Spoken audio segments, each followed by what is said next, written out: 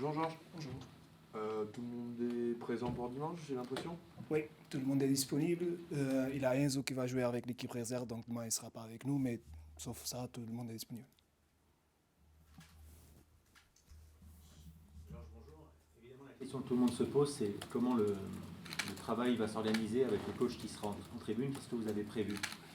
Ce qu'on a fait, c'est préparer le match comme on fait tout le temps, peut-être maintenant avec encore plus de détails, en anticipant des scénarios qui peuvent arriver dans le match. Donc, on n'aura pas la présence du coach pour prendre des décisions, donc il faut qu'on anticipe un peu plus des choses. C'est ça qu'on a fait. Donc, le travail d'un entraîneur au moment que le coup de sifflet il existe, ça s'arrête un peu. Donc, on croit beaucoup au travail qu'on fait de préparation pendant la semaine. C'est surtout ça, soit avec cette situation exceptionnelle, c'est pendant les autres semaines qu'on va dire un peu plus normaux.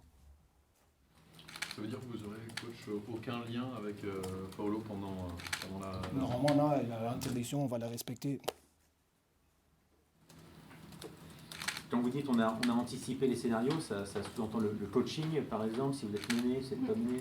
Aussi, les questions, quel type de problèmes les adversaires peuvent nous poser, comment on peut aussi aborder le match de façon différente, les différents tempos de jeu, parfois c'est un peu plus à l'intuition quand tu as un coach sur le banc. Là, il faut qu'on anticipe un peu, c'est juste un cadre général. Après, on sait que ça devient un jeu, et le jeu, c'est pour les joueurs, parce que pour nous, ce sont les acteurs principaux de ce métier-là, de cette profession. C'est aux joueurs aussi. Donc, à partir du moment qu'on est sur un terrain, les étoiles sont les joueurs. Et voilà, c'est là les acteurs principaux. Et on croit que pendant la préparation de toute la semaine, même si c'était une semaine un peu bizarre parce qu'on a le match, on n'a pas trop de temps pour préparer, on insiste. Là, on a 1 mois et demi de préparation pour le match de Nice. Parce que depuis que le coach est arrivé, il a préparé une façon de jouer et c'est sur les habitudes qu'on va jouer. Pour vous, ça change un petit peu la donne. Ça va être le discours avant le match et dans le vestiaire aussi à la mi-temps qui va être votre responsabilité. Heureusement, on a vraiment un cadre il y a des joueurs cadres au club qui sont forts dans le leadership, dans l'exemple, dans la motivation, dans les petites consignes qu'on peut aussi apporter. Et on a aussi une staff technique et tout le staff autour du staff qui est aussi capable et qui parle la même langue. Donc ça, c'est aussi une question très importante. C'est que tout le monde soit aligné et tout le monde parle la même langue. Et voilà, pour minimiser au maximum l'absence.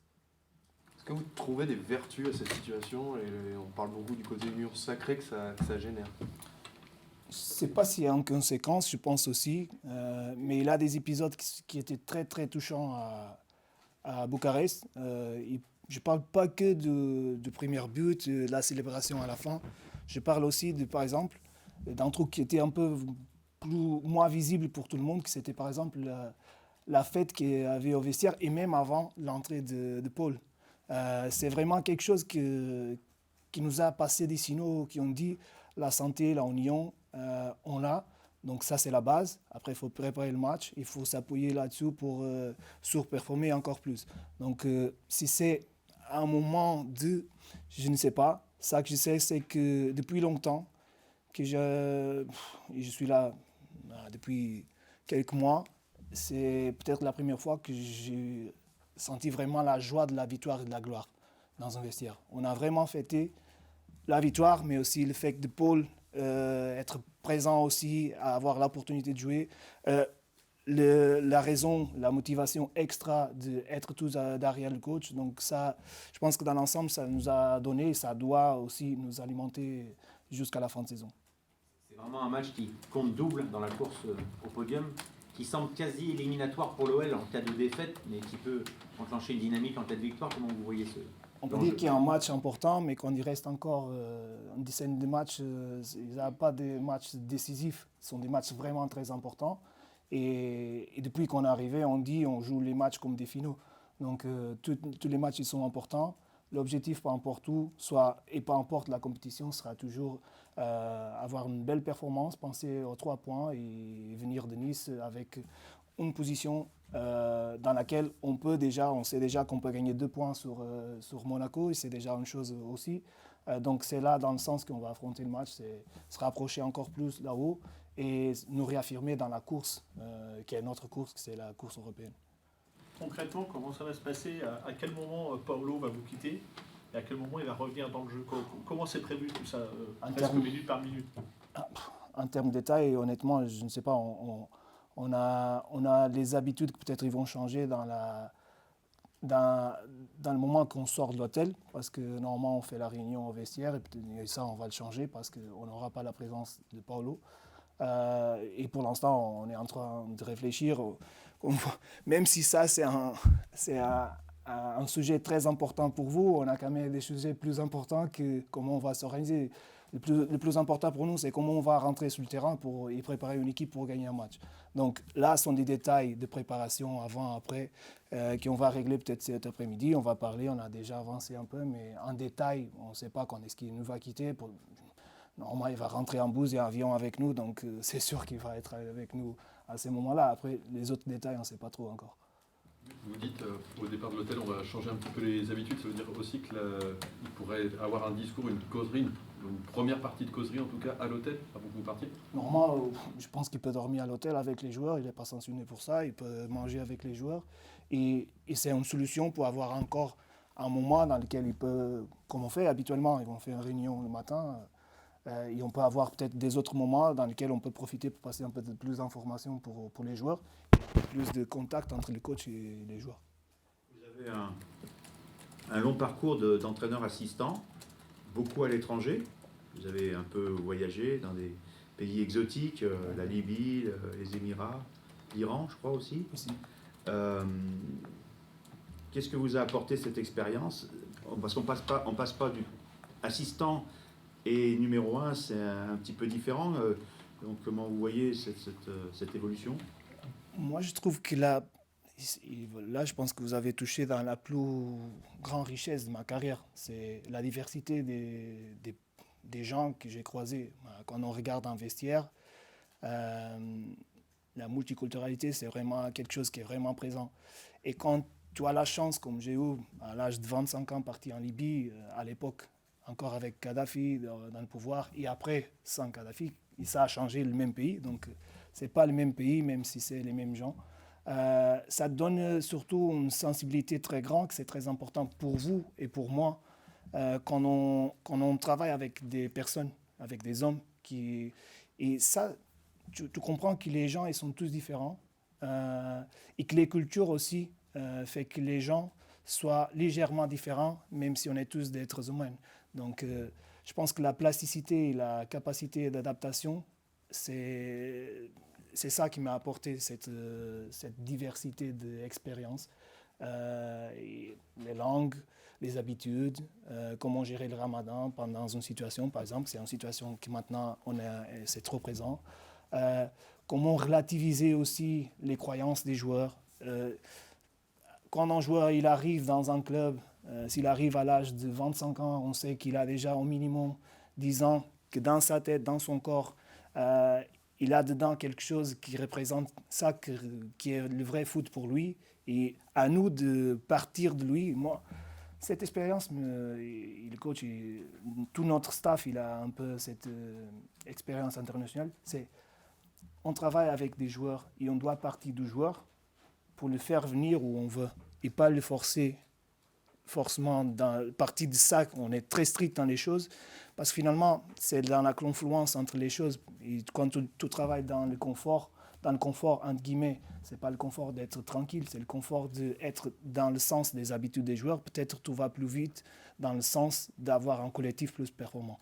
Et ça, tu vois, si tu reconnais que les autres ils peuvent être différents, ils peuvent valoriser différemment le foot. Vous parlez couramment le français. Où est-ce que vous l'avez appris déjà? Et puis, combien de langues vous parlez? Moi, les langues que je parle très bien, le portugais c'est sûr, l'espagnol très bien, le français et l'anglais. Après, arabe, quelques mots, mais pas, je peux pas dire que je parle. On a la chance au Portugal, à mon époque, quand j'étais à l'école, on a normalement 2 langues étrangères. Il faut qu'on choisisse, normalement l'anglais c'est la première, et la deuxième c'est, à mon époque c'était le français. Après, à force de lire beaucoup, parce que vous avez aussi de sustentation scientifique différent qu'on n'a pas. Il y a beaucoup de littérature spécifique dans le domaine du sport et du football, et aussi de neurosciences et toute complexité, qui sont des domaines qui sont pour nous, dans le foot, très importants, qui sont en français. Et donc, à la force de lire, tu apprends aussi, tu élargis aussi ton vocabulaire, tu gagnes aussi un peu plus de fluence. Et après, l'école, c'était là. C'est avec les joueurs, c'est au quotidien, le besoin de parler avec vous, et c'est ça qui nous fait progresser. C'est le besoin surtout. Vous avez fait une expérience, a priori en numéro 1, Ouais. à Valenciennes, qui n'était pas un club très facile. Ça n'a pas fonctionné jusqu'au bout. Qu'est-ce que vous avez gardé de cette expérience? C'était très important parce que des fois, tu es sur la joie et tu veux sortir. Et moi, j'ai eu la chance de rebondir. Et ça, c'est très important. Même si ce n'est pas très important de parler de moi, mais je pense qu'il y a une chose que je garderai pour ma carrière et aussi pour tous les gens qui peuvent être à côté de moi. Ce n'est pas parce que tu ne veux pas rester dans un club que tu dois partir dans un autre. Tu dois aller dans un club parce que tu veux vraiment aller dans un club. Et je pense que maintenant, avec la distance, je pense que j'ai pris une mauvaise décision parce que ce sont vraiment des choses viscérales. Et moi, je suis très content comme adjoint.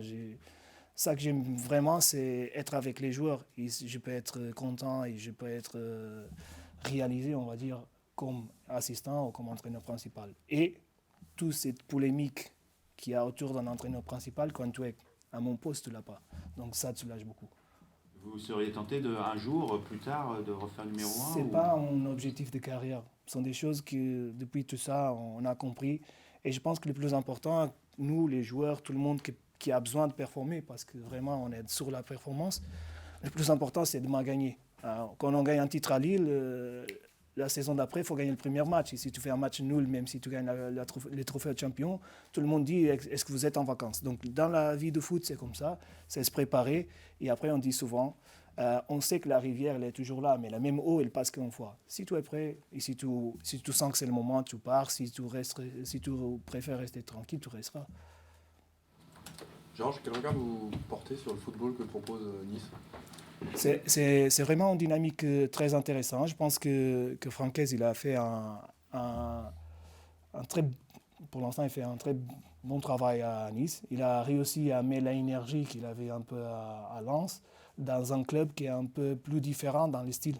On va dire, la ville est différente, la culture de foot dans le sud, il est un peu différent. Et je pense que c'est important. Et ce mélange-là, il a donné une équipe qui est performante. Elle est performante pour son style de jeu qui est clair, mais aussi pour le cœur, que je pense qu'il y a quelque chose qui s'est ajouté dernièrement au club. Donc c'est une équipe qu'on sait qu'on va avoir une grosse bataille, ça sera la 3e de la semaine, avec des profils différents. Ce n'est pas le match de Brest, ça sera à l'extérieur, ça sera une grosse affiche, et on espère aussi avoir une belle ambiance, parce que c'est aussi important que les supporters soient présents. Et déjà remercier les supporters, nos supporters pour le match de Bucarest, parce que c'est pas à côté et quand même on a senti la présence. Ils étaient sifflés, donc ça se voit qu'ils étaient présents. Et voilà, on attend vraiment un match dans lequel on sait qu'ils ont un avantage dans le classement et qu'il faut qu'on va chercher à réduire l'avantage. Georges, vous allez être la personne qui va être mise sur le devant de la scène pour les mois à venir avec la suspension de Paulo Fonseca quand vous allez le remplacer sur le banc de touche. Est-ce que vous avez reçu peut-être un message ou un mail de John Textor pour vous encourager derrière? Vous sentez le soutien de votre hiérarchie? Quand il est public, la façon comme il s'est expressé dans le jour d'anniversaire du coach, je pense qu'il n'a rien de plus à ajouter. Donc c'était très clair. Et je pense que la communication du club, il était très clair pour tout le monde. Aucun doute. Donc on n'a même pas besoin de dire on est avec. Non, c'était parfait. Et c'est ça aussi qui contagie tout le monde à être unis, à avoir ces moments de joie qu'on a eu aussi pendant le match à Bucarest. Pour revenir à votre fonctionnement, comment ça fonctionne entre vous et Paulo Ferreira? Là, du coup, vous êtes tous les deux adjoints. Là, comment ça va se passer concrètement maintenant? Comme maintenant. Donc, il y a des moments que moi, comme j'ai le diplôme, je suis inscrit aussi comme entraîneur. Donc, il a aussi la question de la bureaucratie du rôle, on va dire. Et voilà, on est dynamique, on va essayer de ne pas être les deux en même temps, mais des fois on va changer, on va s'approcher de moi parce qu'à ces moments-là, tu sens vraiment qu'avoir une bonne équipe et un bon staff avec des bonnes personnes et des bons professionnels, c'est très important parce que c'est à ces moments-là que le travail d'équipe il est vraiment évident. Le diplôme, c'est la licence A UEFA, Ouais. c'est l'équivalence. Ouais. Moi j'ai la UEFA Pro, donc UEFA Pro, c'est quoi? C'est licence A ou licence Pro? c'est pro. La mienne c'est la Pro, c'est la plus haute. Ouais. Licence Pro UEFA. Ouais. C'est ça le terme. Ok. Vous avez dit tout à l'heure que le coach était quand même là ce matin pour l'entraînement, qu'il accompagne quand même l'équipe, il continue de l'accompagner, mais pourquoi du coup il n'est pas là aujourd'hui pour nous parler des enjeux? C'est simple, je pense que le club, même là, le club il a été très direct et frontal avec vous, il a des raisons personnelles. Après, je suppose aussi pour la même raison que vous êtes là et pas vous supérieur. Donc parce qu'il confie en vous pour faire le travail, pour représenter aussi votre média. Donc moi, on parle tous la même langue, on est dans la même ligne. Le coach, il a des affaires qui sont aussi importantes et en fonction de ça, on délègue comme votre supérieur avec vous. Et comment on prononce votre prénom? Je veux dire Georges? Georges. Georges. Et Paolo, qui est un ancien joueur, qu'est-ce qu'il apporte justement avec toute ton expérience? Est-ce que justement son importance ne va pas être encore plus forte pendant ces moments-là? C'est déjà une situation inédite pour lui, donc je pense que c'est un apprentissage en accélération, on va dire. Son expérience comme joueur, elle était importante, même s'il a été un joueur d'un niveau plus bas qu'il est comme entraîneur. Ah ok, excusez-moi. Bien sûr, Paolo, c'est la première fois que je travaille parce que quand je sors de Lille, c'est lui qui me remplace. Et tout le monde dit la même chose. Moi, j'ai des coéquipeurs d'équipe nationale de Portugal qui étaient mes joueurs avant, qui me parlent de lui. Et vous pouvez demander à n'importe qui et tout le monde dirait la même chose. Même au vestiaire, par exemple, déjà, en un mois et demi, il a laissé sa marque. C'est quelqu'un c'est vraiment attachant de travailler. C'est un vrai passionné de foot. C'est un profil discret. C'est pas un joueur, un ancien joueur qui reste dans la tête de l'ancien joueur. C'est vraiment quelqu'un que vous pouvez le voir, il est toujours calme. Il apporte beaucoup dans son expérience. Même la façon, parce que, et ça c'est aussi la richesse des staffs, c'est avoir des profils différents. Quand tu croises des gens qui ont d'expérience comme lui, il se fait respecter immédiatement parce que son parcours, la façon comme il est, tout le monde le respecte. C'est aussi important quand il t'apporte aussi des choses sur le point de vue individuel, technique, tactique, qui peuvent te faire le déclic, il peut te faire progresser dans ton poste. C'est encore plus de crédit que tu gagnes. Donc Paul, il a tout ça dans lui. Une personne qui est discrète, une personne qui est incroyable et un professionnel qui est passionné et compétent. Donc c'est facile pour lui et c'est très important pour nous et pour moi demain l'avoir à côté de moi. Peut-être lui des fois sur la ligne touche et moi assis, parce que c'est comme ça que ça marchera. Juste une dernière question, il y a eu le terme tout à l'heure numéro 1, on a dit que vous étiez en première ligne, mais dans les faits vous êtes toujours l'adjoint. Voilà, qu'est-ce que vous en pensez? Vous avez l'impression d'être numéro 1 bis maintenant ou... Non, c'est un peu comme l'expérience d'intérim. Donc on est là, on aura une visibilité différente, mais après c'est toujours un travail d'équipe. Même le numéro 1, et Paul, il est vraiment...